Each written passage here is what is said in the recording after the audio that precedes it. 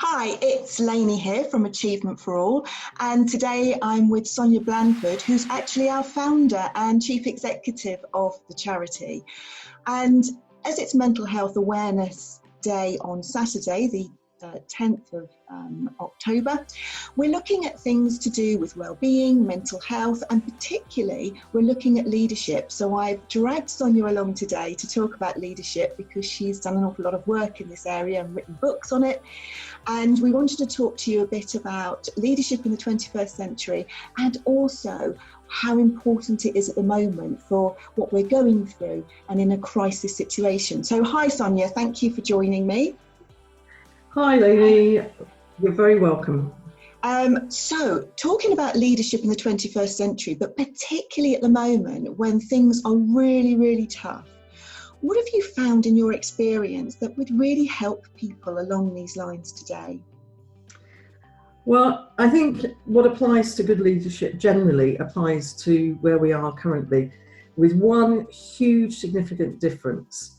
If you look at the population as a whole, and we deal with the most vulnerable and disadvantaged families in our work, our programs are focused on those that are the most vulnerable and disadvantaged, and often the two come together.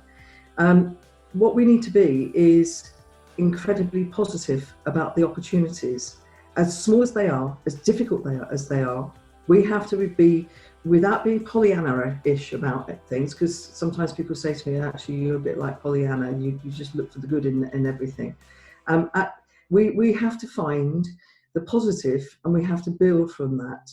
And that was very similar when I started Achievement for All. We had to find the positive in what we were doing and be able to communicate to people how we were going to work and what we were going to do to support people. So I think now it is even more holistic, it's even more personal, it's even more focused on that commitment and to communicate to people that basically we have a coaching model that we're here to help, we're here to support. And talking about coaching, that leads me nicely really into something that I'd like to talk about. Leaders often provide coaches for their staff, don't they? They sort of think, oh, I'll provide some coaching or some training for my managers or my staff or my teachers. And sometimes they go without that support themselves. How important do you think it is for leaders to actually support themselves with coaching and outside help? Well, I think one of the things that we've done at Achievement for All is we've been really good at supporting each other. So we had a very small team during lockdown, as most small and medium organisations had. We have regular meetings. We have regular opportunities for people to be able to support each other. And we went through a couple of difficult phases, as you would expect.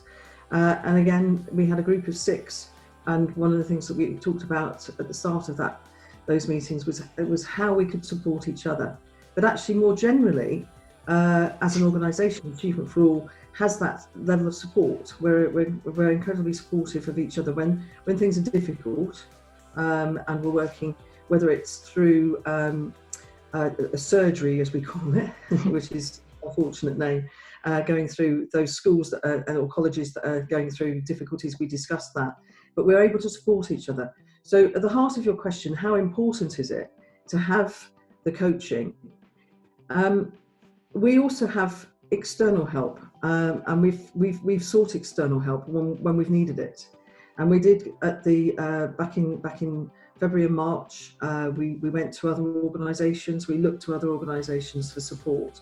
So I think the same applies to early year settings, schools, post 16. You know, don't think that you can do it all by yourself. You know, people are very strong leaders across England and Wales, the 2 countries that we're mainly in. They're very strong leaders, but actually, you know, we're in an incredibly difficult situation, a highly focused and pressurised situation, and therefore to get that additional support is something that I would recommend to everybody that's listening to this discussion. Yeah. And I know often we say, don't we, in Achievement for All, particularly if you're leading, particularly in crisis, you know, put your oxygen mask on first. So before you go running into the fire or the burning building, is you need to protect yourself, don't you, in order that you can then lead your staff and support your staff through the crisis and the things that they're going through. So you talked about setting up a charity, and I'm sure that's no mean feat, and anyone who sets up a business or a charity will know how difficult it is, particularly in those first years. How did you deal with those challenges yourself as a leader, sort of coming from that educational background and then starting a charity? What techniques and things did you use that helped you along the way with those big challenges? Well, again, it was a case of looking to others. I had a list of 29 people who came from 29 different organisations that I respected. Before I set up the charity, I asked their advice, and then I continued, not with all 29, but with about 5 or 6. I continued to ask their advice. There were major companies like McKinsey, and major organisations like ICANN, the speech and language therapy organisation, communication organisation, you know, that had long established setups. They were able to help us, and then individual help. I had Jean Gross as an individual advisor who'd been the communication champion for England. So it wasn't a case of let's go it alone. It was a case of let's look to other people, see how they've set up, and then as best I could get those people around me. And then there's the sort of the Jim Collins approach, which isn't theoretical, it's entirely practical, which is, you know, make sure you have the right people on the bus and make sure you drive the bus in the right direction. So driving the bus in the right direction for us was to meet the initial challenge, and the initial challenge wasn't small. It was to get 2,500 schools engaged in the programme within a very small period of time, so within 3 years. And that was something we achieved, and it's not done lightly. You know, it's having those right people on the bus. You know, it's being able to support each other when times get difficult. It's being able to encourage, to be positive, to focus on that big issue of what we were doing, the vulnerable and disadvantaged, and improving outcomes. And then also, there's a phrase that's often used in business, which is to chase the tail, to look at things that when they're going wrong, but ask why they're going wrong. So chase that tail. You know, if there's I often used to talk about in the first people that heard me speak in the first few presentations I did. I talked about the long tail of underachievement. But the same thing applies to when you're running a company. You know, where's that tail of underachievement? Where is it not working? And you have to be, you know, unfortunately, you know, that's where, as a leader, you have to be prudent, but you have to be honest. And I'm just going to end on this question with a final comment. There were 2 things that I set out to do when we started Achievement for All. One was that we would be a very good partner, and that would be with anybody, an individual, a school, a company, another charity, that we'd be a very good partner. And secondly, that we would have evidence, and we have gathered evidence every step of the way to ensure that what we're doing actually does make a difference on those vulnerable and disadvantaged children and young people in our society. Yeah.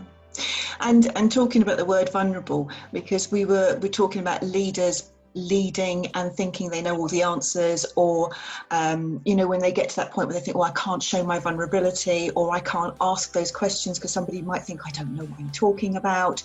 And actually what you're saying is that's okay, isn't it? It's okay to look to other people and say, well, my skill set's here and I need a bit of this, so I'm going to go and find it over here, and I'm going to collaborate with other people.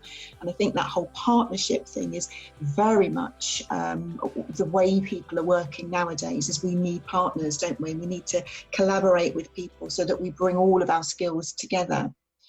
I agree. Nobody's an island. Yeah. You know?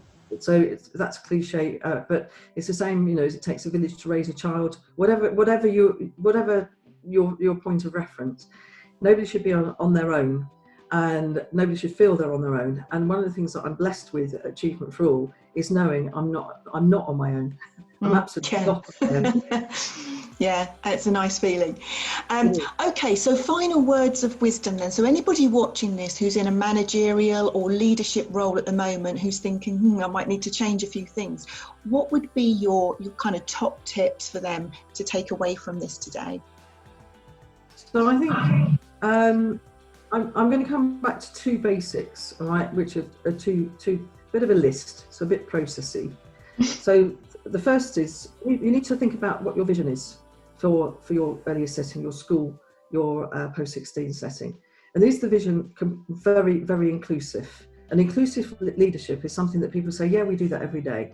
But actually really challenge yourself about how inclusive, because we read every day, whether it's accurate or not, and that's, it's difficult to tell, about the young people who are the most vulnerable.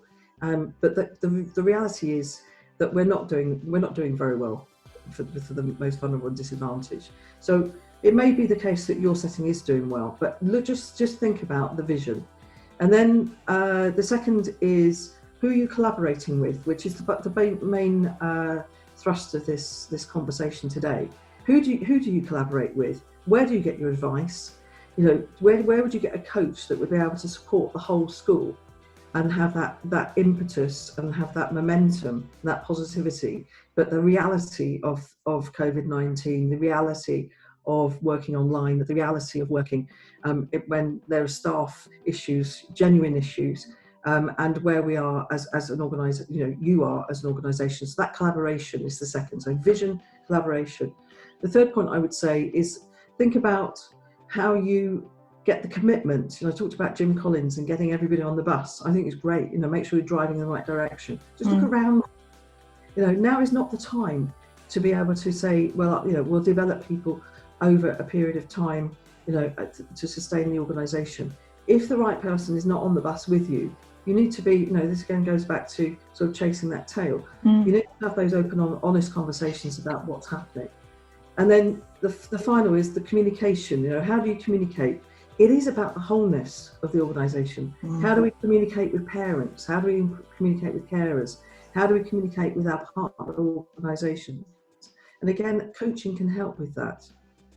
So I think, vision, collaboration, commitment, and communication, absolutely critical as four key processes that you can go through. I said it was processy, but it's something I look at every week.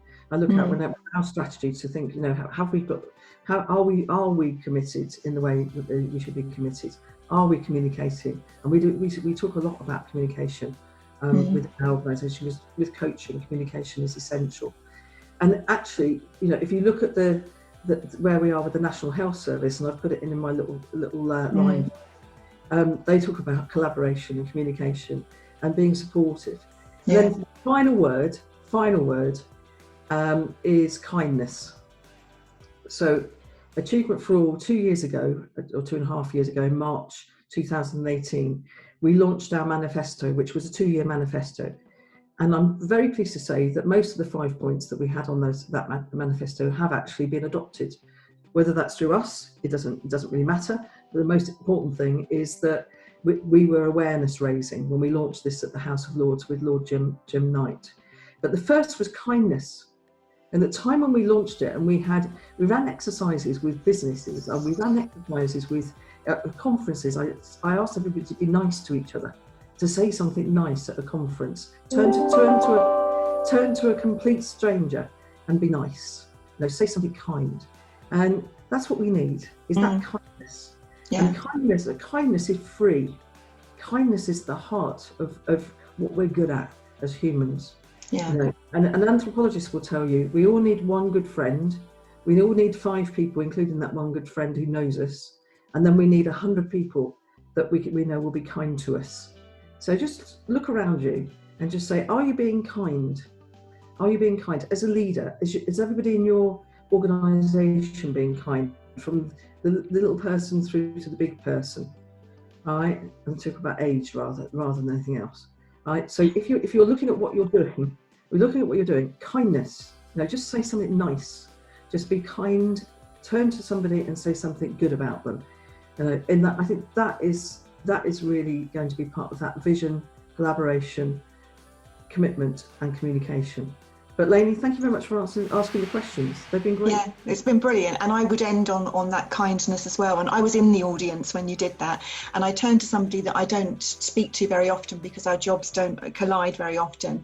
And we were both quite moved by what we said to one another when we sat there. It was really interesting. So yes, and it's something that I think when you're in leadership can go amiss because you're so busy and wrapped up in strategy and business. So yeah, nice thing to end on is that just remember to be kind in each day. Brilliant. Thank you ever so much for coming over and having a chat and spending some time talking to people on this very important time, which is mental health awareness. Thank you, Sonia. Thank you. Thank you very much.